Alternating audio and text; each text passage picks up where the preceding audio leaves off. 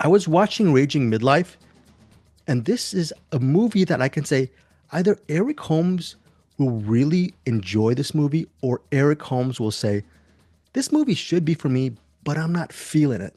So, Raging Midlife, it centers on a bunch of guys when they were kids. They loved watching 80s wrestlings, 80s wrestling, they loved watching wrestling in the 80s.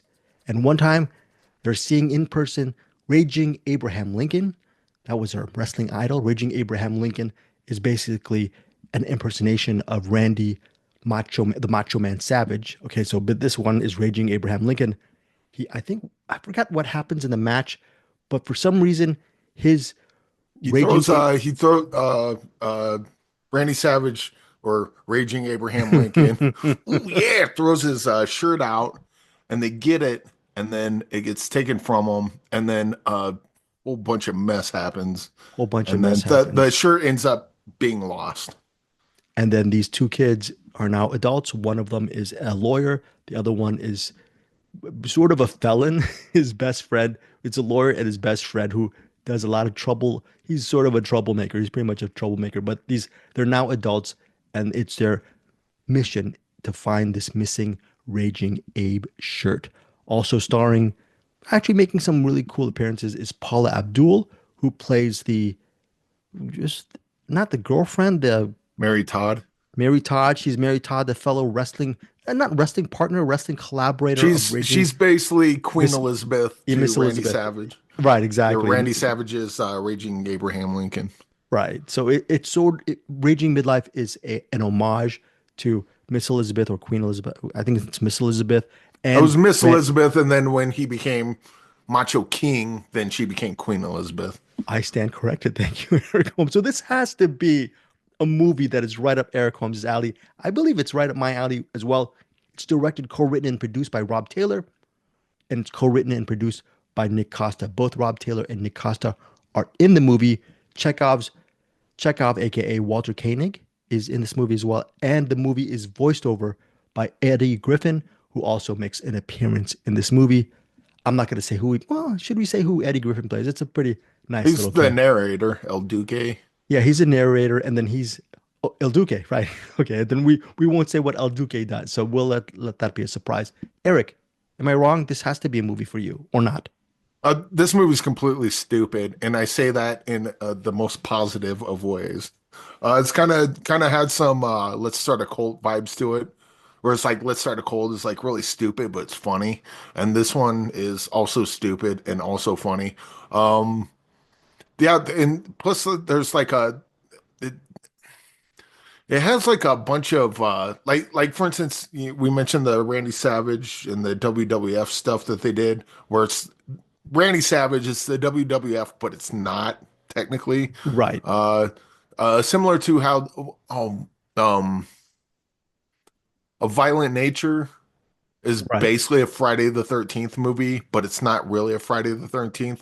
It's sure. kind of one of those that like they have a bit where Arsenio Hall show plays in the movie, but it's not the Arsenio Hall show. It's something else. Like they have a bunch of stuff like that. And you basically just have a couple numbnuts trying to find a shirt, and then they just go through a bunch of strange ways of trying to get it, and hilarity ensues. Yeah, this movie is not like highbrow by any stretch of the imagination, but I like comedies that don't take themselves too seriously. I like comedies that can like, you know what? We're just going to be a stupid comedy and we're fine with that. And I'm always on board for stuff like that. And Eric, the movie, it's an indie film, and of course here at Cinematics, that's what we like to spotlight, indie-driven projects. But it's really well shot for whatever budget they had. Camera's always moving. Some of the visual compositions are pretty, for its budget, eye-catching. It's a really well done indie comedy about a bunch of, like Eric Holmes says, a bunch of numbnuts doing really dumb things for about 95, 96 minutes. And when you start a movie off lighting a little girl's hair on fire, you know you're in good hands. Right. I'm trying to. It's one of those things where I think there is one caveat.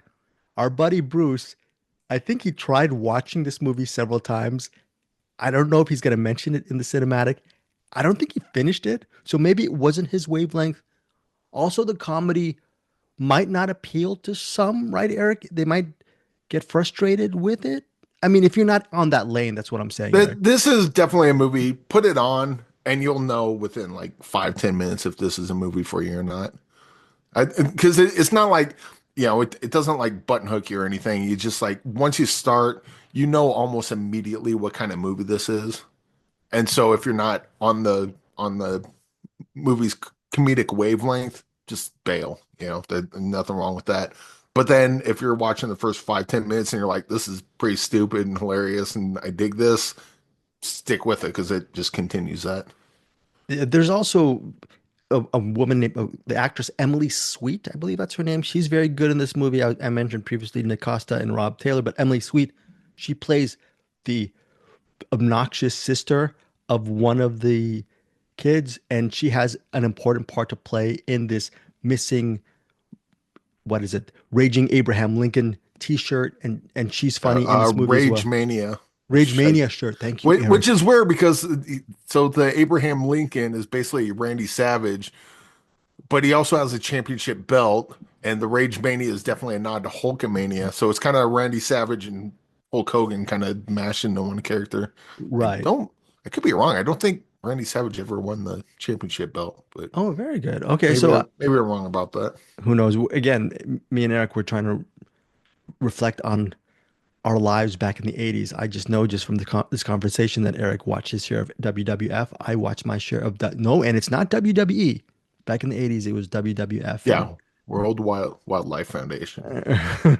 So my guys were, of course, Sergeant Slaughter, Bob I Backlund, still to this day I Iron still can't Sheik. get used to WWE. It just seems Same. weird to me. I know it seems weird to me as well. So this Raging Midlife may, I think its main audience will be people like me and Eric who are in their raging midlife years. But I think this comedy has legs for people of all ages who, like Eric said, are really digging the silliness of this comedy. And it's really well executed, even though some people may not like it. I really dug it. Raging Midlife in theaters and on demand March 14th. 4.5 stars. I'm sorry, Eric. 4.5 stars. I'm gonna see it again. If if it's on DVD and I had money, I will check it out. Yeah, I'm 3-star banger on this. It definitely depends on your comedic taste, but like I said, you get 5, 10 minutes into it, and this seems like your cup of tea. You're gonna dig it. And of course, there's gonna be people that hate it, and that's fair too. But I think if you're on this movie's comedic wavelength, you're gonna get a lot more out of it than most. Yeah, well, 3-star banger from Eric Holmes and 4.5 stars from me. Raging Midlife in theaters and on demand March 14th. Hey guys, thanks so much for watching this video. For more movie and television reviews and interviews, please subscribe to my Deepest Dream channel. Like, comment, share, subscribe. And as always, thanks so much for your support. Take care.